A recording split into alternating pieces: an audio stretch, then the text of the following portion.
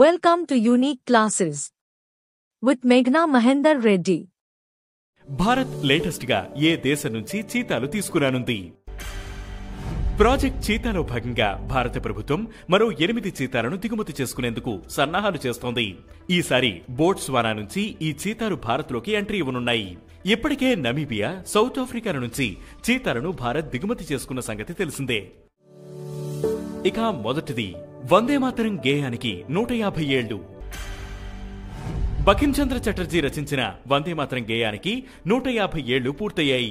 తొలిసారిగా ఈ గేయం 1875 నవంబర్ 7న బంగదర్శన్ అనే మాసపత్రికలో పబ్లిష్ అయింది. ఈ జాతీయ గేయానికి 150 ఏళ్లు పూర్తవడంతో భారత ప్రభుత్వం ఈ రోజు నుంచి 2026 నవంబర్ 7 వరకు ఉత్సవాలను నిర్వహించనుంది. ఈ ఉత్సవాల ప్రారంభం సందర్భంగా ఈ రోజు ప్రధాని మోదీ స్మారక స్టాంపు, నాణెంను రిలీజ్ చేశారు. ఇక రెండవది తొలి క్యాష్లెస్ కంట్రీగా స్వీడన్. ఐరోపా దేశమైన స్వీడన్ ప్రపంచంలోనే తొలి క్యాష్లెస్ కంట్రీగా అవతరించింది. ఈ దేశంలో మెజారిటీ ప్రజలు, పర్యాటకులు కూడా చెల్లింపుల కోసం క్యాష్ స్థానంలో కార్డ్స్, ఫోన్స్ ను వాడుతున్నారు. యూపీఐ తరహాలోనే అక్కడ స్విష్, క్లర్నా, బ్యాంక్ ఐడి వంటి పేమెంట్ యాప్స్ వాడకం గత కొంతకాలంగా విపరీతంగా పెరిగింది. ప్రస్తుతం ఆ దేశ జీడీపీలో క్యాష్ వాటా 0.5% మాత్రమే. ఇక మూడవది దాతృత్వంలో శివనాడార్ అగ్రస్థానం. హురున్ ఇండియా ఫిలాంథ్రఫీ లిస్ట్ 2025లో శివనాడార్ అండ్ ఫ్యామిలీ టాప్ లో నిలిచింది. ఫైనాన్షియల్ ఇయర్ 25లో వీరు 2708 కోట్లను విరాళంగా ఇచ్చారు.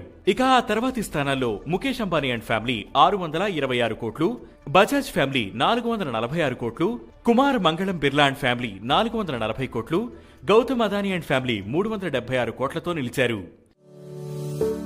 ఇక నాలుగవది 62% పెరిగిన భారతీయ సంపన్నుల సంపద. 2000 నుంచి 2023 మధ్య భారత్లో టాప్ 1% సంపన్నుల వెల్త్ 62% పెరిగినట్లు G20 ఇన్ఈక్వాలిటీ రిపోర్ట్ వెల్లడించింది. ప్రస్తుతం సగటున దేశంలోని 27% సంపద ఈ 1% మంది దగ్గరే ఉందని పేర్కొంది. ఇది దిగువన ఉన్న 50% మంది కంటే 7 రెట్లు ఎక్కువ. మరోవైపు చైనాలో టాప్ 1% మంది సంపద 54% పెరిగిందని రిపోర్ట్ వెల్లడించింది. ఇక ఐదవది అమరావతిలో మైక్రోసాఫ్ట్ క్వాంటమ్ కంప్యూటర్. 1200 క్యూబిట్ సామర్థ్యం గల భారీ క్వాంటమ్ కంప్యూటర్ను ప్రముఖ టెక్ కంపెనీ మైక్రోసాఫ్ట్ అమరావతిలో ఏర్పాటు చేయనుంది. 1772 కోట్ల పెట్టుబడికి సంస్థ సిద్ధమవుతోంది. ఇందుకోసం 4000 చదరపు అడుగుల విస్తీర్ణంలో భవనం అవసరం ఉంటుంది. ఈ మేరకు సంస్థ ప్రతినిధులతో అధికారుల చర్చలు కొలిక్కి వచ్చినట్లు తెలుస్తోంది. ఇప్పటికే ఐబీఎం 133 క్యూబిట్, జపాన్కు చెందిన ఫుజిసు 64 క్యూబిట్ క్వాంటమ్ కంప్యూటర్ ఏర్పాటుకు ముందుకొచ్చాయి. ఇక ఈ రోజు కరెంట్ అఫైర్స్ క్వశ్చన్: భారతీయ నేవీ అమ్మునుపతిలోకి తాజాగా చేరిన షిప్ పేరేంటి? ఈ ప్రశ్నకు సమాధానం మీరే కామెంట్ చేయండి. వీడియో లాస్ట్ వరకు చూసి